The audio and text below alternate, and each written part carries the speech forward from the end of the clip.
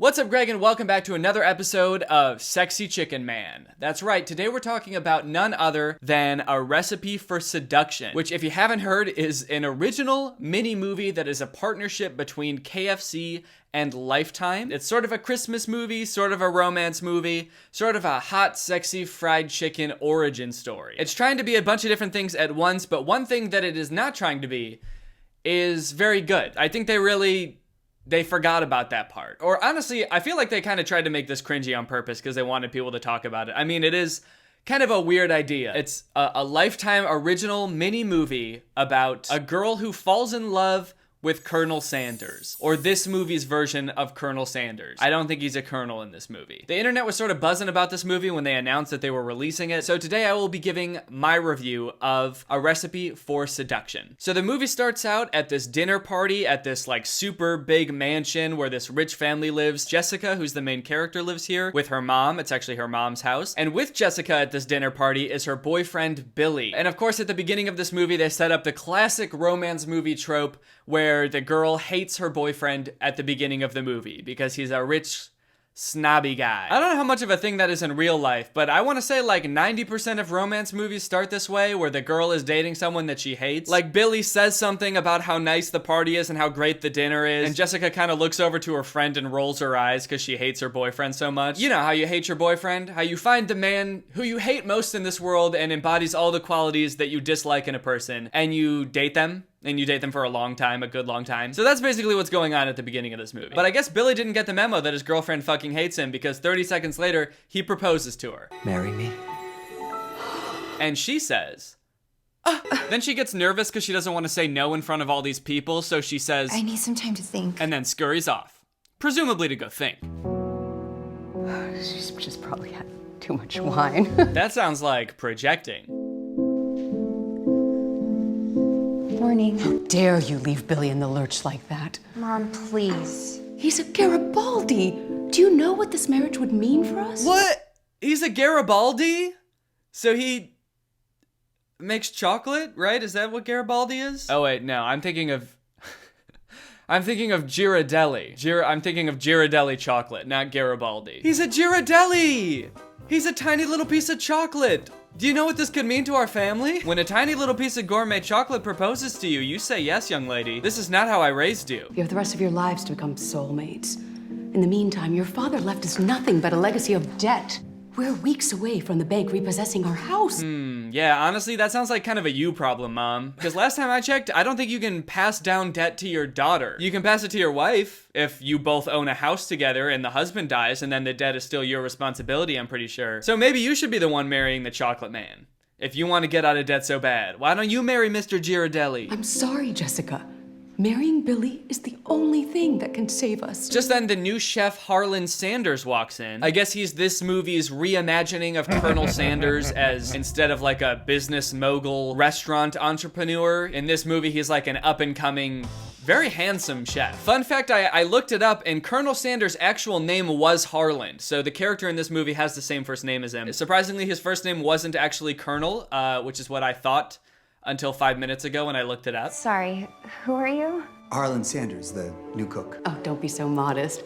Harlan was head chef at Le Petit Pamplemousse. Oh my gosh. We've been trying to get a reservation there for years. Well, I insisted Harlan get out of the city for a while, come stay in the guest house as our resident chef, if you will. Maybe it's kind of the mom's fault that the family's finances are in such disarray. Because you know what? It sounds like they're in a lot of debt, and the mom's first move is to hire the head chef of like a wildly successful fancy restaurant that it takes years to get reservations at to come and be their personal chef, their personal family chef. That sounds extremely expensive. How about if your finances are really in shambles, either you marry the Garibaldi or you cook your own food? How hard is that? Anyway, I better get back to work. Now, one of my big critiques of this movie is that, in my opinion, Harlan doesn't really seem like the ideal main love interest for a romance movie like this. He's good looking, don't get me wrong. He's played by Mario Lopez, who's, you know, he's a stud. But the character himself is not very charismatic or charming or really even very interesting. In fact, in this first scene, he comes off as like really shy. Oh. The Who are you? Jessica. Oh my gosh. I better get back to work. This whole scene, he's just kind of like silently standing there with his arms behind his back, just kind of like, I just don't really understand how this is going to lead to any kind of romance developing. But I guess maybe what they're going for is more of a soft-spoken guy, because Jessica's current boyfriend, Billy, is kind of the rich asshole type, snob, very loud and obnoxious. So maybe it's a nice change of pace for her. Also, the hair was kind of an interesting choice by the makeup department, wasn't it? Like, I mean, it's clear they wanted to make him look a little bit like Colonel Sanders, so you know who he's supposed to be. But the hair dye they picked kind of looks like that like spray-on color that you would get from Party City if you're going to like a football game and you want your hair to be the color of the team. But the team that he's rooting for is the old guys. The goatee looks pretty realistic. I wonder if that's his actual hair color, but I mean, this is clearly fake. This looks pretty real, but they don't look the same, which is also throwing me off. Yeah, this looks good. Nice, thank you. Yes, very good. These look like vegetables. Thank you. Good morning. Good morning. Nobody's offered you a tour of the property yet, have they? No, not yet. Later on, Jessica goes and finds Harlan and offers to give him a tour of their property. So they're walking around together and Jessica's talking about how things with Billy aren't really working out. For starters, he's an egotistical, entitled little... Oh, I don't know why I'm telling you this. Harlan starts talking about how he's got this secret recipe that he thinks is going to change the world. Tell me about you. The Harlan Sanders story. If I were the author of it, I'd have a chapter in there about my secret recipe changing the world. But they don't talk for too long before the conversation is broken up by Billy. Who the hell are you? Harlan Sanders, the new chef. Beat it, Crouton. Get back to the kitchen and let me and my fiancé Billy, talk. stop. Dudes are always grabbing women by the bicep in movies. Have you noticed that? Like every time there's like a possessive boyfriend, there's always got to be a scene where he like grabs her by the bicep. Woman mine, my woman, that's mine, this my woman. Get the fuck off me, dude, I don't even know you. Come on, babe, let's get out of here. Time to go back to the cave where we live.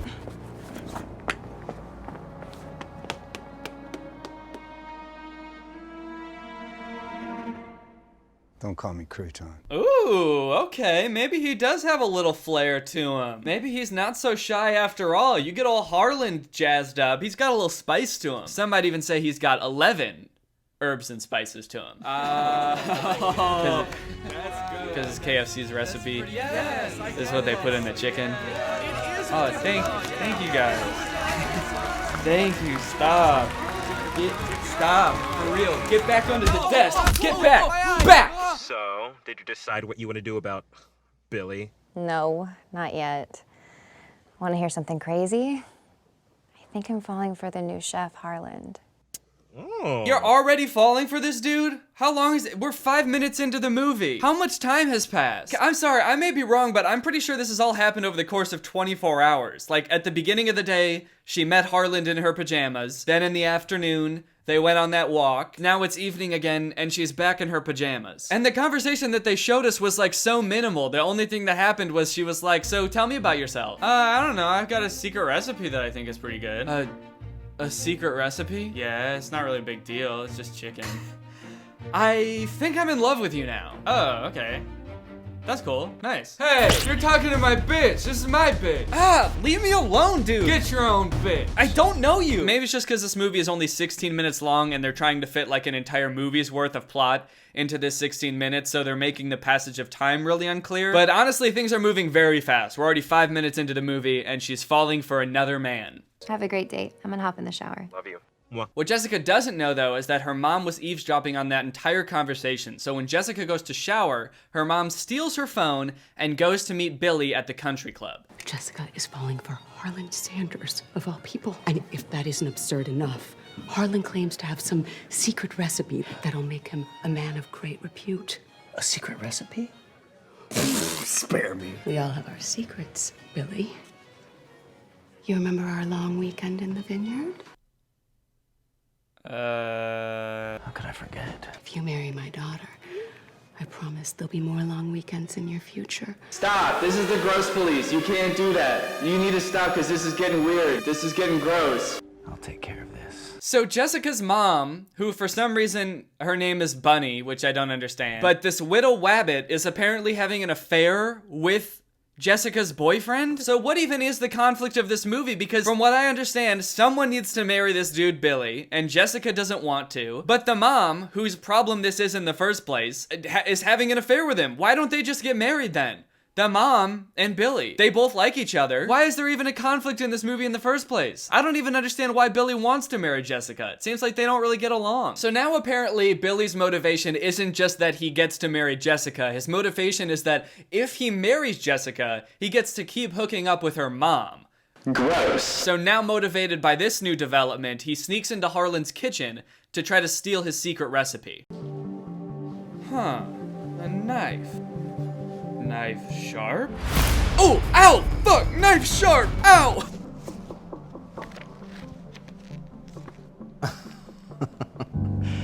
Ah, there it is. Harlan's secret chicken recipe. And what a recipe it is. Secret recipe. He writes out on a piece of paper, you know, like you write a secret. This is a secret. So if you find it, just know that I wanted it to be a secret at the time. Chicken. A little extra, whole? Quarters? Drums? I don't know. 9 herbs and 2 spices? No.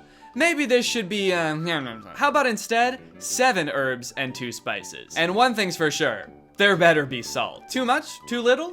Signed, CHJ. And then he drew a little piece of chicken on there for good measure so that he remembers what a piece of chicken looks like. Now, I can clown on this recipe all I want, but it does lead to the coolest line in this entire movie being uttered by Billy.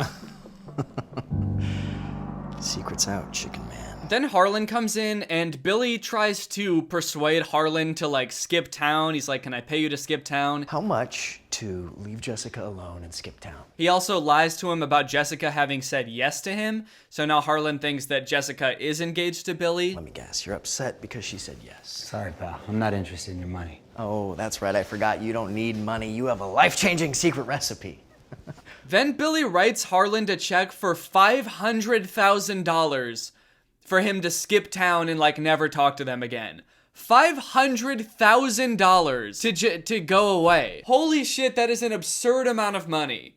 I mean, I guess I knew that Billy was ballin' out here, but like that is just a gross abuse of your funds, dude. Have some sense, man. Not to mention the fact that like they could just fire him, right? And then he'd probably leave and move on. You could just tell him, hey, Jessica and I are engaged. Also, you're fired, so you gotta leave. I mean, this dude's a successful chef. He was the head chef at a very popular restaurant. I'm sure he's got other gigs lined up. Like, he'll go somewhere else and move on. But instead, they pay him $500,000 to leave. What? Hey, I was just thinking about you. Look, I know you already made up your mind, but I'd appreciate it if you told your fiancé I can't be bought off. What is this? And my plan, my secret recipe, that was supposed to stay between us. I never told him about that. How dare you tell anyone about my chicken recipe? I know I told that to you in passing like it wasn't a big deal, and I didn't tell you not to tell anyone. And you didn't even tell anyone the actual recipe, you just told them that I had a secret recipe, but still. Where do you get off? Look, I'm too old for this gossiping shit, okay? I mean, look at me. I'm either 70 years old or 28. Now take your check and tell your boyfriend that he can't buy me off. I'm gonna keep on pursuing you, even though I'm pissed at you. I don't want Billy. I want you. Except I'm not pissed at you anymore because I love you now. The end of the movie is very weird and happens very fast. Apparently Bunny and Billy kidnap Harlan and strap him to a chair and are about to kill him when Jessica walks in. Just kill him already! Mom! You should have accepted my offer to get lost when you had the chance. I know what'll make my girlfriend want to marry me. Not being nicer or trying to reconcile with her. No, that won't work. How about I kill her family's personal chef right in front of her? I think that'll do it. Billy, stop! Billy, stop! Just standing still. Billy, stop! Billy, stop! Billy, no! Oh, I wish I could do something because he's literally about to murder someone right in front of me, but the director didn't give me any blocking in this scene. Billy, no! This is all your fault! Harlan.